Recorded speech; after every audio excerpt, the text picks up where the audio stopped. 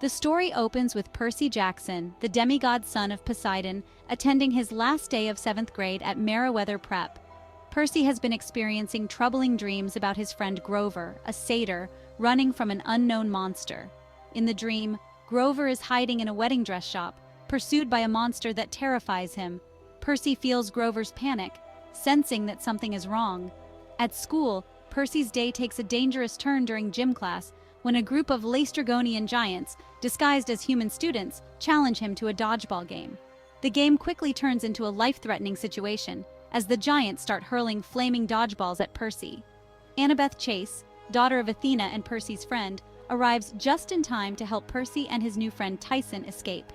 Tyson, whom Percy believes is just a large homeless kid, is revealed to be a Cyclops and Percy's half-brother. Together they defeat the giants and head to Camp Half-Blood for safety. When Percy, Annabeth, and Tyson arrive at Camp Half-Blood, they find the camp in chaos. Thalia's tree, which creates a magical barrier that protects the camp, has been poisoned. The weakening of the barrier allows monsters to invade, putting all the demigod campers at risk. Chiron, the Centaur Activities Director, is fired from his position as the camp's protector because the camp's directors believe he is responsible for the poisoning. He is replaced by the notoriously incompetent Tantalus, a cursed figure from Greek mythology, whose endless punishment involved never being able to eat or drink despite food and water being right in front of him.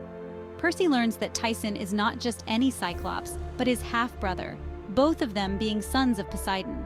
While Tyson is innocent and friendly, Percy is embarrassed by him at first, as most of the other campers mock him for having a Cyclops sibling. Annabeth reveals that Cyclopes are often looked down upon by demigods because of their association with monsters. However, Tyson proves to be fiercely loyal and incredibly strong, though Percy struggles with accepting him fully as family. To save the camp, someone must retrieve the legendary Golden Fleece, a magical artifact with the power to heal any wound, including the poison tree. Clarisse Leroux, the daughter of Ares and Percy's longtime rival, is chosen by the Oracle to lead the quest. Percy, however, is determined to help his friend Grover, whom he suspects is in trouble based on his recurring dreams. Percy sneaks out of camp joined by Annabeth and Tyson to begin his own unauthorized quest to find the fleece. Before they leave, they are aided by the god Hermes, who gives Percy magical items for his journey, including a thermos filled with the winds of the 4 cardinal directions and Hermes' multivitamins, which have restorative powers. Hermes encourages Percy to take initiative, despite the dangers ahead. The group sets off, and Percy's dreams about Grover continue to guide them. Grover, it turns out, is trapped by the Cyclops Polyphemus on an island in the Sea of Monsters, a treacherous region also known as the Bermuda Triangle. Grover had been searching for the fleece to save the camp, but was captured by Polyphemus, who plans to marry and eventually eat him. Percy, Annabeth, and Tyson hitch a ride with a group of Confederate soldiers' ghosts on the CSS Birmingham, a magical Civil War ironclad ship, to reach the Sea of Monsters. Along the way, they face many obstacles, including a confrontation with Luke Castellan, son of Hermes, and former friend of Percy, who had betrayed the camp in the previous book. Luke is now working to resurrect Kronos, the Titan king who wants to overthrow the Olympian gods. Luke attempts to convince Percy to join his cause, revealing that he poisoned Thalia's tree to weaken the camp's defenses. Percy refuses, and they barely escape from Luke's yacht. After narrowly avoiding Luke, the group encounters the sorceress Circe, who turns Percy into a guinea pig as part of her twisted experiment to transform men into animals.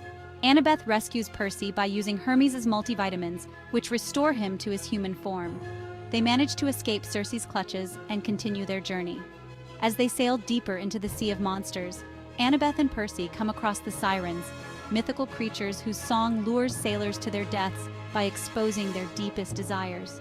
Annabeth insists on hearing the siren song, believing she can resist its allure. She ties herself to the mast of the ship to avoid jumping overboard, but the siren song reveals Annabeth's deepest wish, to have a united family and restore glory to the city of Olympus. Despite her best efforts, she almost escapes her bindings, and Percy must save her from drowning. At last, they reach Polyphemus' island, where they find Grover disguised as a bride to delay Polyphemus from eating him. Percy, Annabeth, and Tyson devise a plan to rescue Grover and steal the Golden Fleece from the Cyclops. In a thrilling battle, they manage to trick Polyphemus. Annabeth uses her wit and invisibility cap to distract him while Percy fights him directly. Tyson, who had been separated from the group after an earlier explosion, reappears at a critical moment to help defeat Polyphemus. His ability to communicate with the Cyclops because of their shared heritage helps to deceive him long enough for Percy to retrieve the fleece. Though the battle is fierce, they succeed in their mission. They capture the Golden Fleece and escape the island. Tyson proves invaluable during this encounter, using his Cyclops strength to repair Clarice's ship, the CSS Birmingham, which had been badly damaged. The group sails back to Camp Half-Blood with the Golden Fleece, but the journey is not without peril. They encounter Charybdis, the giant whirlpool monster, and Scylla, the many-headed monster, who nearly destroy their ship. With Tyson's help, they manage to avoid disaster and return safely. Once they arrive at Camp Half-Blood, Clarice takes the Golden Fleece to hang on Thalia's poison tree. The fleece works its magic, healing the tree and restoring the camp's protective barrier. However, the fleece's powers are so strong that they do more than just heal the tree. To everyone's shock, Thalia, the daughter of Zeus who had been turned into the tree years earlier to save her from death, is resurrected.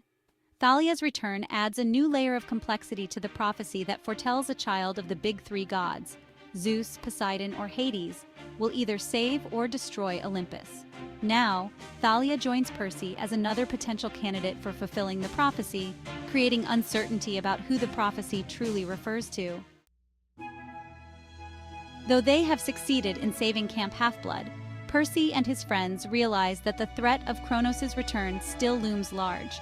Luke is still out there, amassing his army and plotting to resurrect the Titan King. The journey has strengthened Percy's bond with his friends, especially Annabeth and Tyson, though the challenges they face continue to grow. As the book closes, the prophecy and the fate of Olympus are more uncertain than ever, and the stage is set for more dangerous adventures in the books to come. Like and subscribe to Bedtime Stories in 10 Minutes.